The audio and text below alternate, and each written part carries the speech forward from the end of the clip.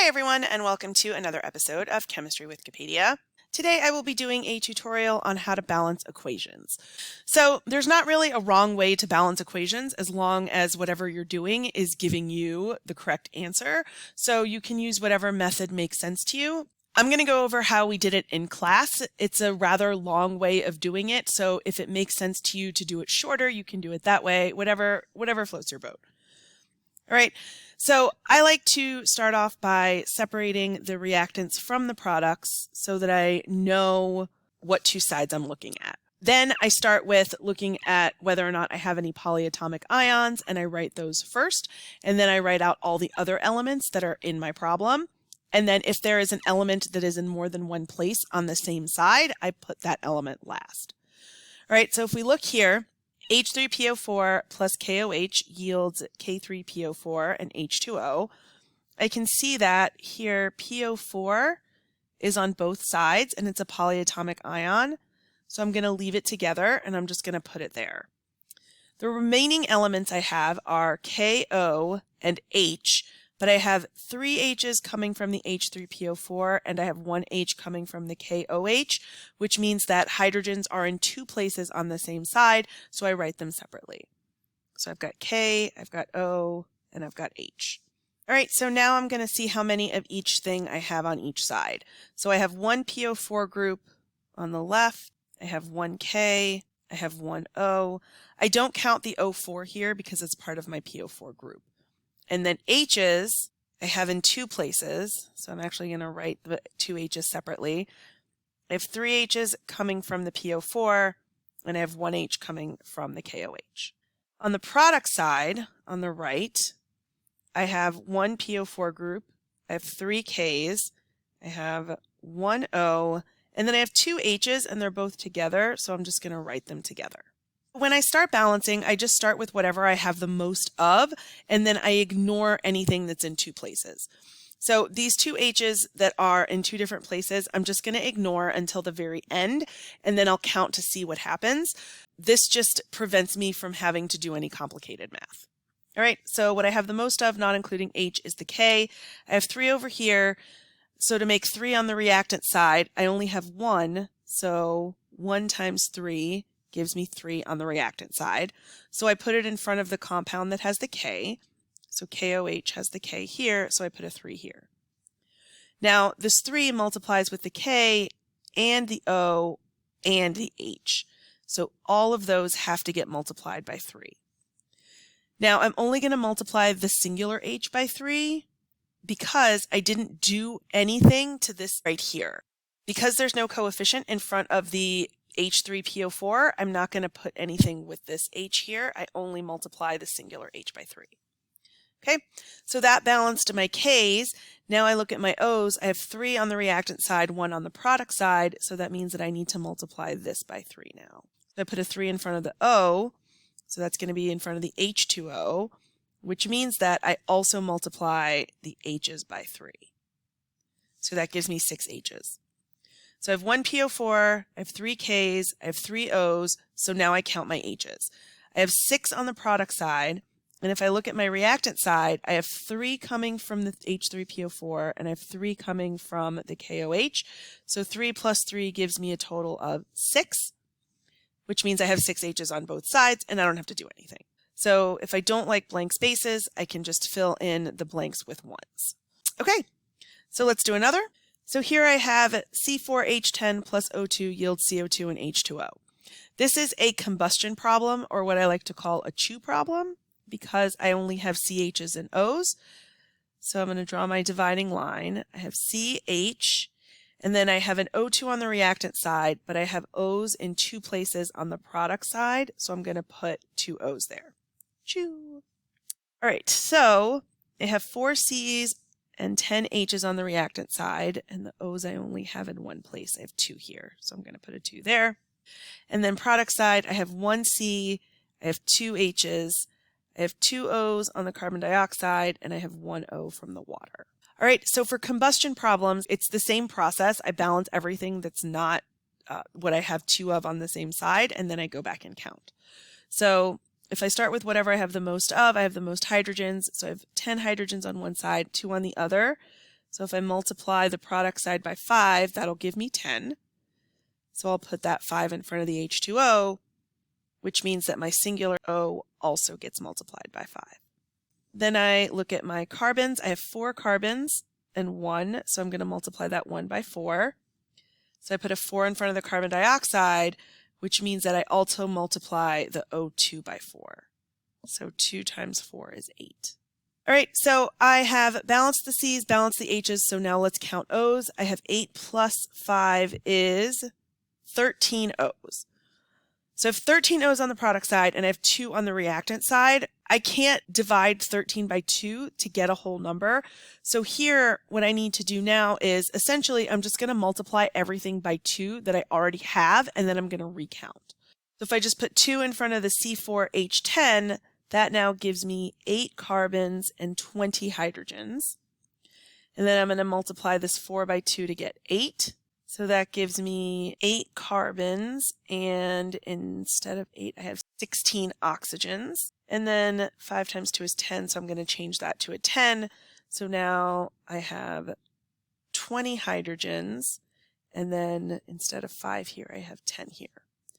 So I just multiplied everything by 2. That doesn't change anything for carbon and hydrogen. I still have an equal number of carbons on each side, an equal number of hydrogens. I just have double. But what that does is it gives me an even number of oxygens.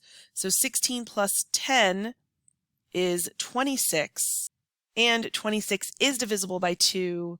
13 times 2 is 26, so I put a 13 here to balance it out. So my coefficients are 2, 13, 8, and 10. This is probably the most difficult type of problem that we'll look at. Okay, let's do another. Here I have K2O plus H2O gives me KOH. Here I have O in 2 places, so I will separate them out, and I will deal with those last. So on the reactant side, I have 2 Ks, 2 Hs, 1 O from the K2O, and 1 O from the H2O. On the product side, I just have 1 of everything. Right, so I'll start with either the K or the H. It doesn't make any difference because I have 2 of each. So 2 Ks, so I'll multiply that by 2 to get 2. And so that 2 will go in front of the K on the product side, which is the KOH, which means that the O gets multiplied by 2 and the H gets multiplied by 2.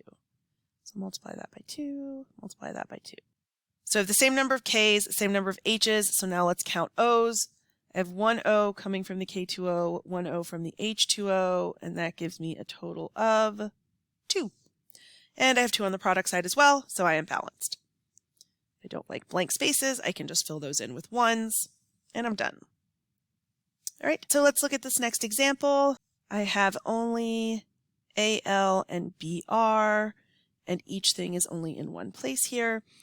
So I have 1 Al on the reactant side and 2 Brs. I have 1 Al on the product side and 3 Brs. So the Als are balanced, so I need to look at the Br. I have 2 on one side, 3 on the other, so I need a number that is divisible by both 2 and 3. So that least common multiple is going to be 6. So to get 6 from 2, I multiply this by 3. So since I multiplied by 3, I'll put the 3 in front of the Br, and it doesn't change anything else because the Br is by itself. And then I'll come over on the product side and I'll do the same thing. I'll multiply, this time 3, it needs to get multiplied by 2 to get 6. So that 2 is going to come in front of the Br, which is also in front of the Al. So the Al also gets multiplied by 2. All right, so now my Als are not the same anymore. They're not equal. So I have 2 over here. So on the reactant side, I'm going to need to multiply this by 2 as well. And since it's by itself, it doesn't change anything else. Look at another here. So I have only elements, no polyatomics again, and everything is only in one place. So I just have Zn, Fe, and Cl. On the reactant side, I have 1 Zn, 1 Fe, 3 Cl. On the product side, I have 1 Zn, 1 Fe, and 2 Cl. All right, so this is similar to the last problem. I have 3 on one side, 2 on the other. So my least common multiple again is 6. So I'll multiply the reactant side 3 by 2. All right, and what that does is it also multiplies this Fe by 2. Right? And then I'll come to the product side. 2 times 3 will give me 6. So I'll put the 3 in front of the Cl, which also multiplies the zinc by 3. Okay, so I've balanced the chlorines, but in the process of doing so, my zinc and my iron are no longer balanced. So I have 3 zinc on the product side, so I will multiply the reactant side by 3 to get 3 zincs here as well. And then I have 2 irons on the reactant side, so I will multiply the product side by 2 to get 2 irons as well. So I have 3 and 3 zinc, 2 and 2 iron, 6 and 6 chlorine, and I'm done. All right, let's look at this example here. So I have H and O. I have 2 of each on the reactant side, 2 H's and 1 O on the product side.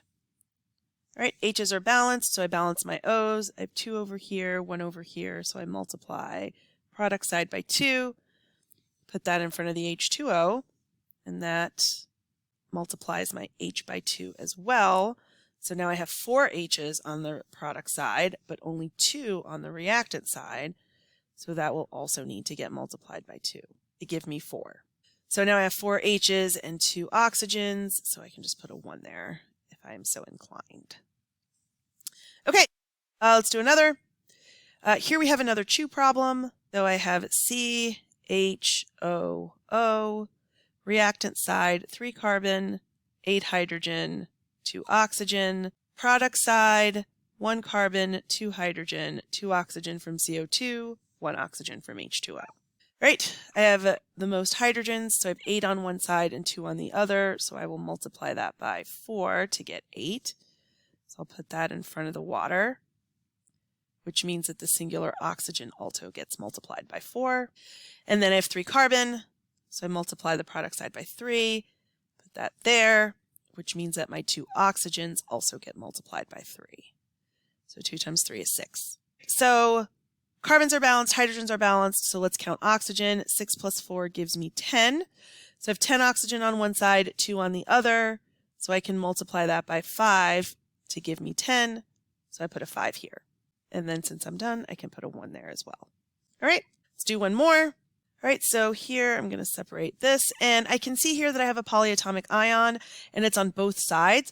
I can see that it's a polyatomic primarily because it's in parentheses, but also because, it's SO4, just polyatomic. All right, so I'm going to leave that SO4 together. And then the other 2 elements here are Li and Al. So I have 3 SO4 groups on the reactant side. I have 1 Li, and I have 2 Al. On the product side, I have SO4, and there's no parentheses or subscripts here, which means that I have 1 SO4 group. So this 4 is already taken into account by the fact that I'm looking at this whole group. I have 2 Lis and 1 Al. All right, so I have the most SO4s, so I'll start there. SO4, I have 3 on one side, so I'll multiply the other side by 3. That multiplies the Li by 3 as well. So now I have 6 of those. So the SO4 are balanced, so now I have 6 Lis and 1 Li. So I'll need to multiply the reactant side by 6 to make those equal. And then I have 2 Als on the reactant side, 1 on the product side, so I multiply that by 2 to make those equal. Everything is balanced, and I can just put a 1 here for funsies. All right, so that is balancing equations. This has been another episode of Chemistry with Capadia Tutorial Edition. I hope you learned something, and until next time, keep on chemin'.